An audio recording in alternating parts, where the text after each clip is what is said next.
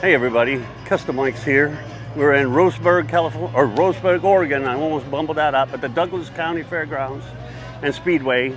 And we're here, we're going to talk to TJ Wilson, that is heading up a program with, that's called Willamina Kustoms. You see it over there, and there's some other stuff over here. And the high school kids have built a car, they built a trailer, they built the pit vehicle, and they're here showing off their metal skills and the building skills. And the kids there, they built this hot rod, and they did the trog last year, and I got to help them a little bit with that stuff. But I was chopped by one of the girls. The whole team is fantastic. So let's hear a little bit what TJ's got to say. Thank you for taking the time, TJ. I really appreciate it, and what you're doing for the kids at the school. And I'm just take it away. Tell me about what this whole thing is about, and what the kids are doing, and where it's going. You know? Yeah. So we started out last year, and actually this was the first show that we did metalworking demonstrations. So the kids, we took them down to Grand National last year, and they just fell in love. The unfortunate part about the Grand National is that's the very first car show that I ever took them to, and so it's kind of hard to top that one. Okay? Yeah. But they fell in love with the art of metalworking and hot rodding, and so we're a small high school in the Salem, Oregon area, and we try. Our goal is to do like non-traditional auto shop stuff. So a couple of projects, and I'll just show you. So we've got them all set up over here. They've got a vending space. This is all of our kids, starting from 7th grade all the way up to seniors in high school. And so they do a number of things. They try to get little kids interested. They do all their own designs, and they make little coloring books, just trying to do fun stuff. So the fun part about this is we work with the kids, and they use Corel Draw. They do all their designs. They do all their own printing. They make T-shirts. And as you can see, one of the things that we try to do is get as many girls into the program as we can. Yeah. I don't tell anybody that I say, but the girls are much better than the boys at this. So don't say that too loud. Yeah. But you can kind of tell, you know. Yeah, exactly. Yeah. So so this my middle school kids, they built this pit cart here, and we take this to all of our events. And we have our small tools on this just so we can do metal demonstrations and shaping and whatnot at these different shows. Yeah, I've heard him banging on that stuff all weekend. Absolutely. It's super funny. When they start beating on this metal, people start flogging over here. They want to see what in the world's going on. So it's really cool to see a 7th grade student explain how to shape a piece of metal to a 70-year-old man. Yeah. It's really, really cool. This guy over here, he was training about a 4-year-old yesterday. He had a little bitty kid banging on metal, and so it was just really cool. Simple tools, huh? Oh yeah. As long as you understand what the metal does, you can make it do anything. So last year after Grand National, we did a metal shaping clinic with Gene Winfield. Oh. And so it was absolutely amazing. And the fun part, one of the best things is some of the tools that he had to make. So hand me that bottle hammer. You know what, the stuff, you go through his shop, it's amazing the stuff that he's done over the years, you know? So here's one of the pounding hammers that he had the kids make.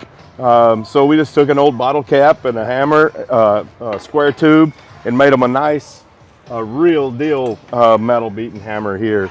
So the claw hammer over here, and most of the time we'll use the claw hammers to do carpenter work, but when Gene taught us, we're going to use it for metal work. And so they do kind of make like a pie crust with it, and the kids beat it up and make their curves. So it's really fun. As many high-tech tools as we have in our shop, and we're fortunate to have that, but it's really cool to still see what they used to use and let the kids do that technique also. Let me tell you a story. I used to work for Metal Crafters, the Fogger Falmouth Metal Crafters, where we built concept cars for vehicle manufacturers all over the world. And I've been there about half a year or so, and then we got to go pick up some stuff at Marcel Delay's, at Marcel Custom Metal. Yeah. And they were in Corona at the time, and Marcel Delay was there with his 2 sons. They had all kinds of projects, and then it's full of tools and all that stuff. And we go in and we load up the stuff that we're getting. And the old man is in there with a wooden mallet the size of that thing and a stump. There's a $500,000 worth of tools inside the building, all full of dust. What's he using? The beat up mallet and the beat up stump, and he's working on an Auburn Speedster. Yeah, that's right. I'm like, hallelujah. You don't need the tools if you understand the basic fundamentals. Exactly. So, sorry to interrupt No, you no, with no, that, this but is good. So, and I'll tell you, so it's really fun to see them take a flat piece of sheet metal Yep. and make fun shapes and designs and whatnot with Yep. it. But I think one of the real purposes that we do this, we do a lot of heavy welding too, and we can show you the truck and trailers Yep, in please a do. minute. Yep. But what I like working this thin sheet metal is because the kids start to understand how metal actually works. Yep. And they can see when they get too much heat or not enough heat. They can see it warp, but they can also understand how to shrink metal, stretch metal, and do different things. So I really feel like that doing these little techniques right here help them in the long run, even on the big. Just remember, what's experience? Knowledge. The result of a series of failures that you overcame. Yeah, and speaking of failures, this one is a senior and graduating, and I'm hoping Focus. we're hoping that she fails out this year so she can come back and help us again. Yeah. One of the and superstars, huh? That's right. And this one, he's a senior, but we can't wait till he gets out of here. Oh, so, yeah. Yeah. So, I could talk all day, but I want to show you a couple projects. So, when we were talking about getting the girls involved, we were going to take some students to SEMA last year. Yeah. But in the student program, you have to be 18 years old to get in, and we only had one. So we had them all pumped up, and we were raising money to go. And when that canceled, I told them, I said, okay, so to replace that, we can go to the TROG event. But here's the deal. We're going to borrow a car from a guy here in Roseburg. You have 6 weeks to build it, and you have zero budget. and so they all looked at me, especially when Rich Wilson come dragging the car up.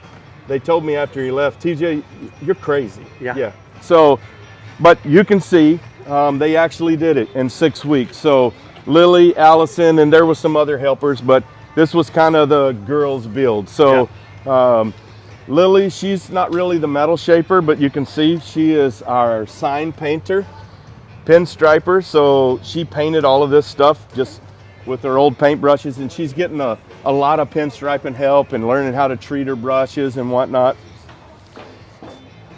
So this is some of the first stripes that she ever pulled, and now if you can see what she's doing now, it's unbelievable. They walked by the booth yesterday holding some stuff, so I caught them with it. Yeah, they're good. So the one thing about the TROG is they had to have some type of speed equipment, and again, no budget. So I made them take junk pipe, and they bent it, they welded together, and they made them an old header, and made them a manifold. And we had a guy from over on the other side of the United States. He donated us this ignition and all this stuff. So we didn't get to race at TROG because it was blowing water out of the top. And we had a well, you were working on the crew, but there was people everywhere working on this thing, trying to get these kids going. But so yeah, I know where that carburetor came from. Yeah, exactly.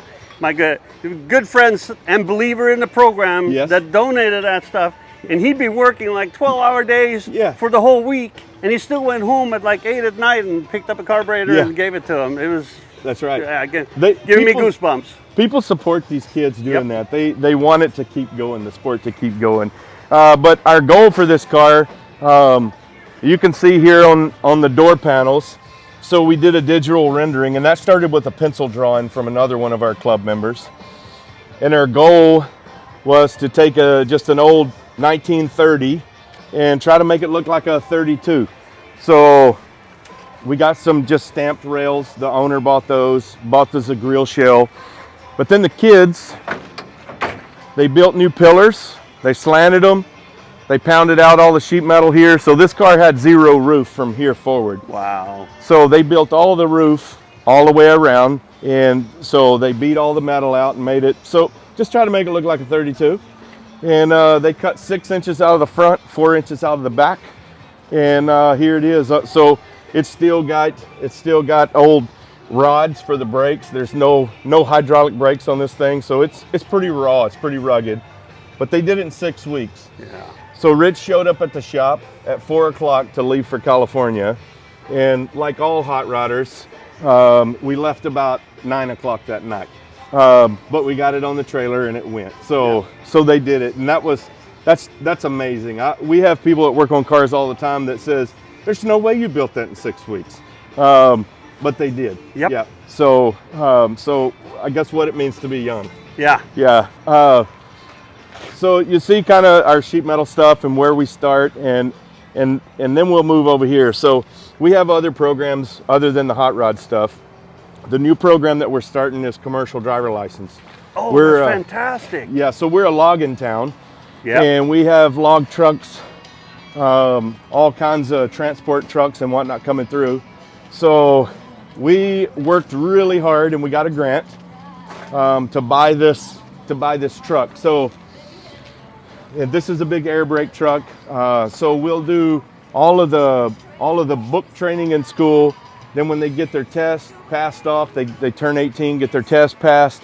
He's going to be the first one to take the test. Awesome. Yeah, that's right. And he's about the only one that's 18 in our club now. But so this truck was a fire truck, and you can see our white is a little two-tonish there. I don't see nothing.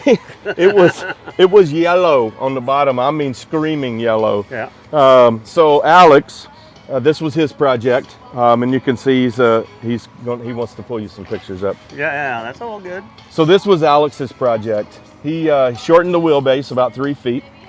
The guy we bought the truck from gave us an air ride suspension, so Alex transferred that. And then the big deal is Alex designed and built this bed and these running boards. Oh yeah. Oh, so there it is. There's a chop top girl too. AKA the Enforcer. Ooh. Yeah. Yeah, that's right. Yeah. You know, I've seen that look a few times already. You know. Yeah. Yeah, she's graduating out too. Well, maybe, I don't know. She's graduating out too. Yeah, flunkers, Yeah. you can keep it for another year. Exactly. Exactly. So Alex, in 1 semester, it went from that yellow and white fire truck to this, and Looks fantastic. So they painted it, plasma cut, CNC plasma cut, all the pieces. He's our CNC guy. We got a CNC press brake. So he did everything in 1 semester of school.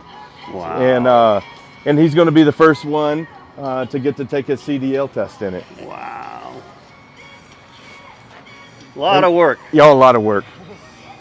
And so the final thing is this trailer. So we there's a lot of students that they play sports and whatnot, and they don't get to come to a lot of these trips with us. But when we got ready to go to the Grand National Roadster Show this year, we were hauling 2 cars in our pit box and lots of different stuff. And we had a big nice truck to go down with, but we had no trailer. So we had some metal, we had some axles, and some support from my administration. You know, the administration, we shouldn't forget them, because they also help make it happen. So. That's exactly right. We're very fortunate because our administration totally believes in what the kids are doing, and rightly so. I mean, well, this is proof it's in the pudding. That's right. Or in the trailer, I mean. In the trailer, that's right.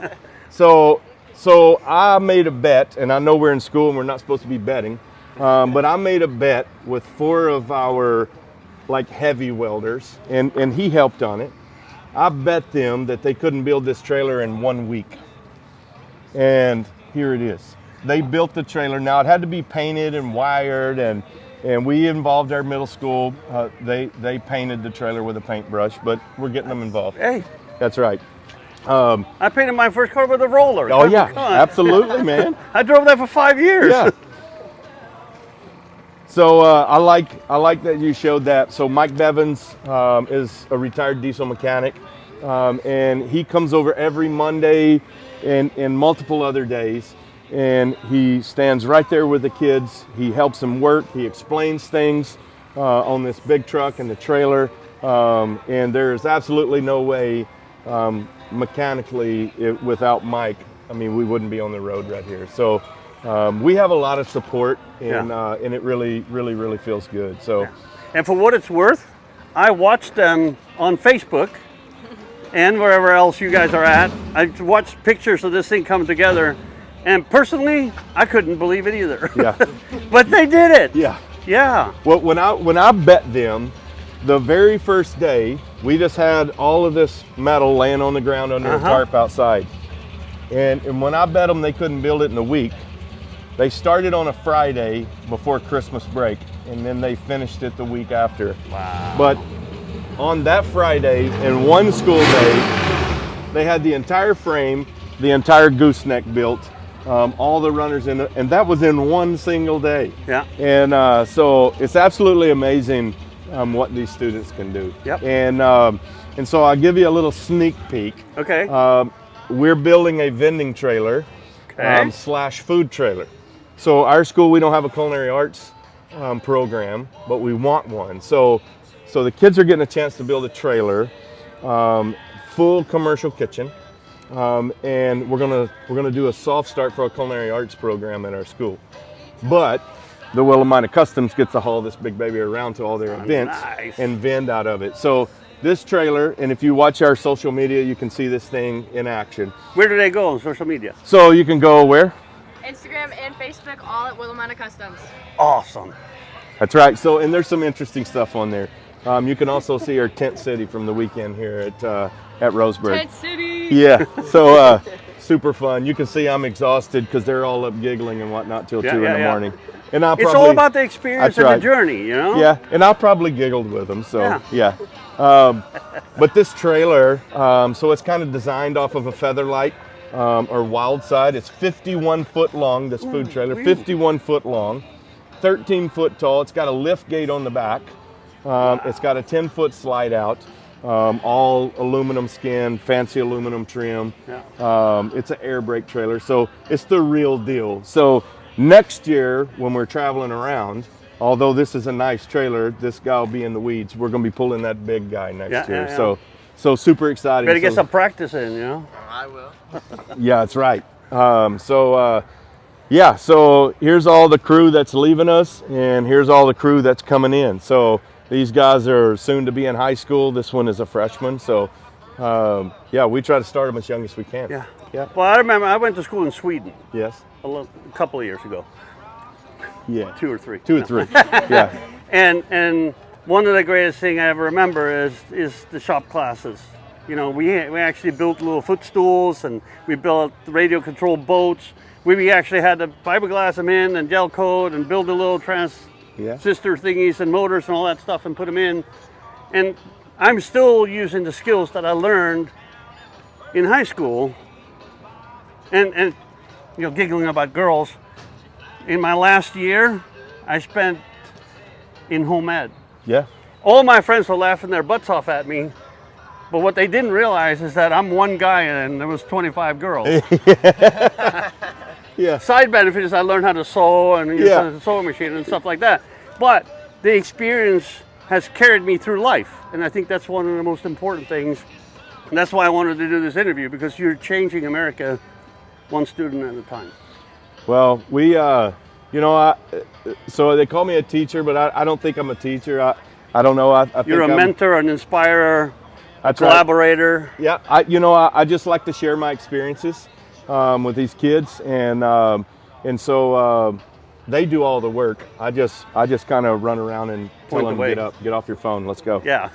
I bet you say that a lot. Yeah, I do. Yeah, I do. So, but we got a really talented group. Yeah. We're fortunate to have this group, our administration again, and then partners, industry partners, and people like you guys and Rich Wilson, and different people that support the kids. So yeah, it's just good stuff. And you'll see this is our second year with this program, and so you're only going to see it get bigger and better. Yeah. So we've already been all the way up the West Coast doing shows and whatnot, and so I'm from Texas originally, and the Lone Star Roundup is one of my big events. I know. Yeah, and so in the next few years, I told Steve at the Grand National, I'm bringing these dudes down to Lone Star Roundup. So that would be experience. fantastic. Yeah.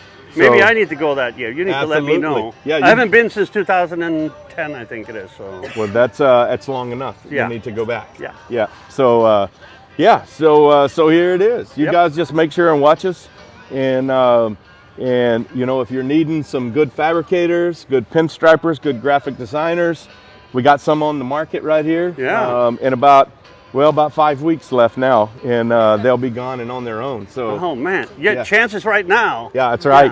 Where Yep. do they send the message to? They send it. These are our social media runners here. So you DM these guys right here, and they'll get you where you need to go. Beautiful. Well, TJ, thank you for taking the time, and you guys impressing the heck out of me every time I come out. I really appreciate you being part of it, and I love what you're doing. Thank you, thank you, thank you. Oregon rules. Oregon. Yeah. See ya. Thank you.